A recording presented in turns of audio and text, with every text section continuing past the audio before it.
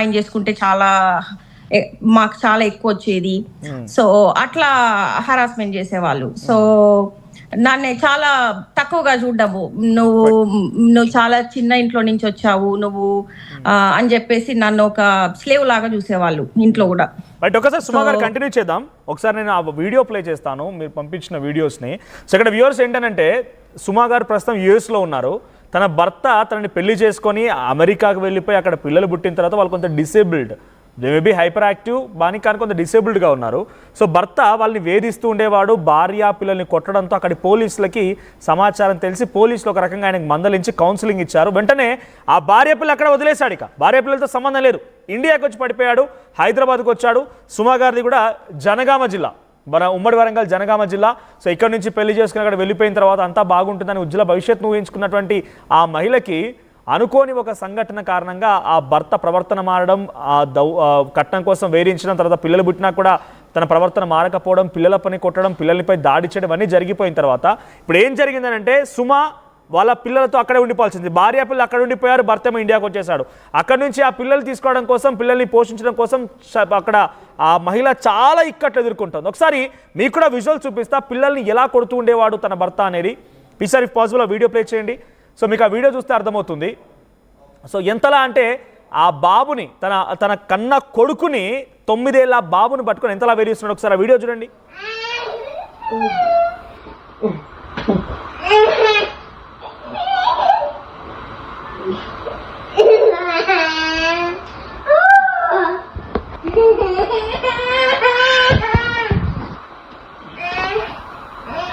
So తన మానసిక పరిస్థితి పైన కూడా కొంత సుమా గారు చెప్తున్న ప్రకారంగా చూస్తూ ఉంటే కొంత అనుమానంగానే ఉంది. పిడికిలు బిగించి ఆ చిన్న బాబుని, తన కొడుకే కదా, ఏ తప్పు చేసినా, బికాజ్ ఇక్కడ ఇంకొక ఇంట్రెస్టింగ్ విషయం ఏంటంటే, అమెరికాలో పిల్లల రకం కూడా కుట్టడం నేరం. పిల్లల్ని మందలించడం ఓకే, మందలించడం అంటే బుద్ధి చెప్పడం ఓకే, కానీ కొట్టి గాయపరిచారంటే నేరం. అది డెఫినెట్గా చైల్డ్ ప్రొటెక్షన్ సంబంధించిన అధికారులు అక్కడ చేరుకుంటారు. సో ఏం జరిగింది? సో ఈ రకంగా కొట్టడం జరిగింది. సో వరకట్నం కోసం వేధించారు. మొదటి పాప పుట్టింది. ఆ తర్వాత ఏం జరిగింది సుమా గారు?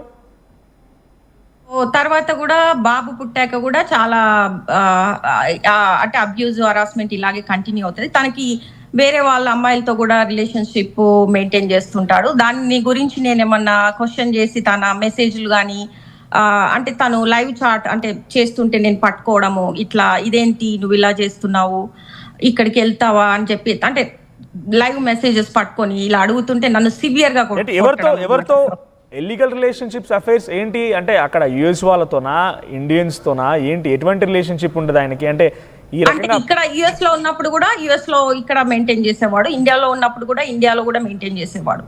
ఓకే.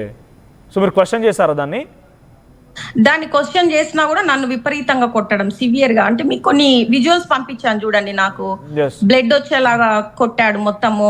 అప్పుడు మేము ఇండియాలో ఉన్నాము, ఇంకా ఇండియాలో ఉన్నప్పుడు కూడా నన్ను ఒక పెద్ద స్టోన్ తో తీసుకొని బయట పబ్లిక్ గా ఒక స్టోన్ తో తీసుకొని చంపడానికి ట్రై చేశాడు. అప్పుడు మా ఫ్యామిలీ మెంబర్స్ నన్ను ప్రొటెక్ట్ చేశారు. అదొక వీడియో మీకు పెట్టాను అనుకుంటా, విజువల్ పెట్టాను. అది పబ్లిక్. సో ఏంటి తన ప్రవర్తన మారడానికి మొదట్లో మీరు దౌరి అంటున్నారు, కట్నం కారణం అంటున్నారు, ఆ తర్వాత ఆయనకి అఫైర్స్ ఉన్నాయంటున్నారు, లైవ్ మెసేజెస్ నేను పట్టుకున్నాను అంటున్నారు, మీరు క్వశ్చన్ చేయడం వల్లే కొట్టాడు అంటున్నారు.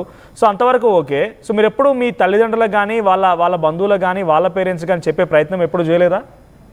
చెప్పాము, మాట్లాడారు మా ఫ్యామిలీ మెంబర్స్, వాళ్ళ ఫ్యామిలీ మెంబర్స్ కూర్చొని మాట్లాడితే, లేదు ఇంకా మా అబ్బాయి ఇంకోసారి ఇట్లాంటివి ఏం రిపీట్ చేయడు, పిల్లల్ని అంటే ఆమెను బాగానే చూసుకుంటాడు అన్నట్టుగా వాళ్ళు చెప్పారు. కానీ తను రిటర్న్ గా రాసిచ్చినా కూడా మళ్ళీ ఒక 1 month వరకు బాగానే ఉన్నట్టు ఉంటాడు, మళ్ళీ సేమ్ బిహేవియర్ రిపీట్ చేస్తుంటాడు.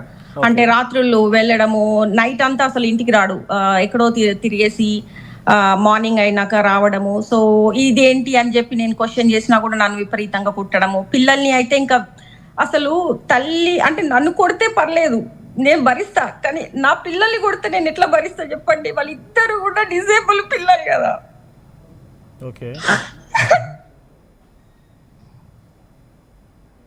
ఓకే. ఏంటి మరి పిల్లలు ఎప్పుడు అడగకపోయేవారా, ఎందుకు కొడుతున్నావు నాన్న అని కానీ, లేకపోతే ఏం రెస్పాండ్ అవ్వకపోయేవారా? వాళ్ళ బాధని కనీసం వాళ్ళు ఏడుకుంటూ సాగకపోయేవాడా? బాబుకి అసలు మాటలు రావు, బాబు నాన్ వర్బల్ కదా. ఓకే. వాడికి తెలియదు అసలు, కొట్టేది కూడా అసలు ఏం అర్థం కాదు వాడికి.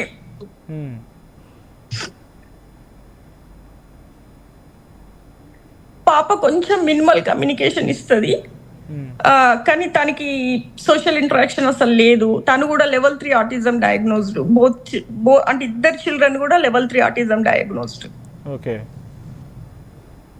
ఏంటి పిల్లల్ని కొట్టడం ఏంటి? సరే, మీరు వాళ్ళ ఇల్లీగల్ అఫైర్స్ని లేకపోతే ఎక్స్ట్రా అఫైర్స్ని మీరు క్వశ్చన్ చేస్తున్నారు కాబట్టి మీపై దాడి చేస్తున్నాడు, లేకపోతే మీరు రిఫెండ్ చేయగలుగుతారు, మాట్లాడగలుగుతారు. కనీసం మాట్లాడలేనటువంటి ఆ పిల్లల్ని కొట్టడం కారణం ఏంటి? ఆ పిల్లలు ఏం తప్పు చేస్తారు? వాళ్ళ డిజేబిలిటీ తనకి సహించలేకపోతాడు. ఇలా ఎందుకున్నారు పిల్లలు? సో మా బాబు ఏదన్నా కొంచెము తను హైపర్ యాక్టివ్ కదా, సో తను హైపర్ యాక్టివ్ తో ఏదన్నా కొంచెము అంటే తను అటు పరిగెత్తడం ఇటు పరిగెత్తడం, సో అట్లా ఉన్నా కూడా ఏడుస్తున్నాడు అనుకోండి, తను సహించాడు. ఇంకా ఏడుస్తుంటే తనకి డిస్టర్బెన్స్ అవుతుందని, వీడు ఇలా ఎందుకు ఏడుస్తున్నాడు అంటే వాడికి తెలియదు, వాడికి నాన్ వర్బల్, వాడికి పెయిన్ వస్తుంటది, వాడు ఎందుకు ఏడుస్తాడో అనేది అది చెప్పలేడు కదా, సో ఏడుస్తుంటాడు, మాటలు రావు. సో అట్లా తన డిజేబిలిటీ, పిల్లల డిజేబిలిటీ తనకి ఒక అడ్డులాగా అనిపించడము, దాంతో ఎలాగో మమ్మల్ని వదిలించుకోవాలి, మాతో ఉండడం ఇష్టం లేదు అసలు వాళ్ళ ఫ్యామిలీకి కానీ.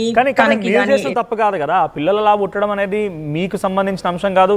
అది ఒక రకంగా చెప్పాలంటే బేసిక్గా అది ఎవరు చేసిన తప్పు కాదు. వాళ్ళకి అలా పుట్టుకతో వచ్చింది, దాన్ని మనం యాక్సెప్ట్ చేయాల్సిందే. వాళ్ళకి ఎంత కేర్ ఇవ్వగలుగుతామో కేర్ ఇవ్వాల్సిందే, వాళ్ళకి అన్ని బాగోగులు చూసుకోవాల్సిందే. కానీ వాళ్ళపై దాడి చేయడం వల్ల ఏం సాధిస్తాడనే మెంటల్ స్టేటస్ ఎలా ఉండేది? తను too much like anger person. So అసలు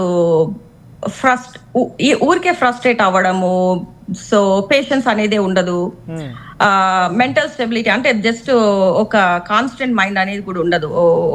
అంటే మా ఫ్యామిలీ మెంబర్స్ వెళ్ళి మాట్లాడితే లేదు బాగానే ఉంటానని ఒక 1 month బాగానే ఉన్నట్టు, 2 weeks 3 weeks బాగానే ఉన్నట్టు చేస్తాడు, మళ్ళీ సేమ్ కంటిన్యూ చేస్తుంటాడు.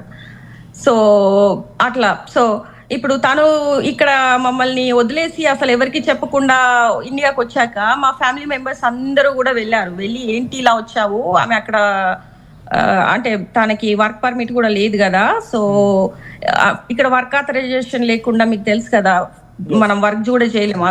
సరే, ఇవన్నీ ఇబ్బందులు ఎదుర్కొన్న టైంలో ఎప్పుడైనా మీరు ఇండియాకి వచ్చినప్పుడు వాళ్ళ పేరెంట్స్ దగ్గరికి వెళ్ళడం, పేరెంట్స్ తో వాళ్ళ పేరెంట్స్ ఎలా బిహేవ్ చేస్తుండేవారు? అబ్బాయి అంటే కొంత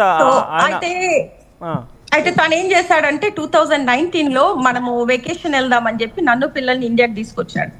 ఇండియాకి తీసుకొచ్చి సో ఇక్కడ వచ్చే ముందు ఏం చేశాడంటే నాకు తెలియదు, నా పేరు మీద ఒక చాలా క్రెడిట్ కార్డులు ఓపెన్ చేశాడు నాకు తెలియకుండానే. సో తన పేరు మీద కూడా చాలా క్రెడిట్ కార్డ్స్ ఓపెన్ చేశాడు, ఆల్మోస్ట్ ఒక ఆల్ టుగెదర్ ఒక 80K వరకు ఓపెన్ చేశాడు. సో అలా అంటే తను ప్లాన్ గానే చేసుకొని వచ్చినట్టున్నాడు, నాకు తెలియదు మనం వెకేషన్ వెళ్తున్నాం, జస్ట్ 1 month లోనే రిటర్న్ వస్తామని రిటర్న్ టికెట్లు కూడా బుక్ చేశాడు 2019 లో. సో వచ్చాక తర్వాత తను ఏం ప్లాన్ చేశాడంటే మమ్మల్ని ఇండియాలోనే పెట్టేసి తను ఒక్కడే యుఎస్కి వెళ్దామని ప్లాన్ చేశాడు. సో అప్పుడు వాళ్ళ పేరెంట్స్ ఏంటంటే మేము రావడమే వాళ్ళ పేరెంట్స్ ఇంట్లోకి దిగామన్నమాట, అంటే యుఎస్ నుంచి వచ్చాక. ఒక 2 days వాళ్ళు వరంగల్ హన్మకొండలో ఉంటారు, టీచర్స్ కాలనీలో. సో అయితే 2 days కూడా వాళ్ళు మమ్మల్ని ఉంచుకోలేదు, అంటే 2 days తర్వాత ఇంకా మమ్మల్ని ఇంట్లో నుంచి పంపించేశారు. మీ పిల్లల్ని మా దగ్గర అసలు మేము భరించలేము, మీరు వెళ్ళిపోండి అని చెప్పి మమ్మల్ని పంపించేస్తే మా పేరెంట్స్ వాళ్ళ ఇంటికి వెళ్ళాము.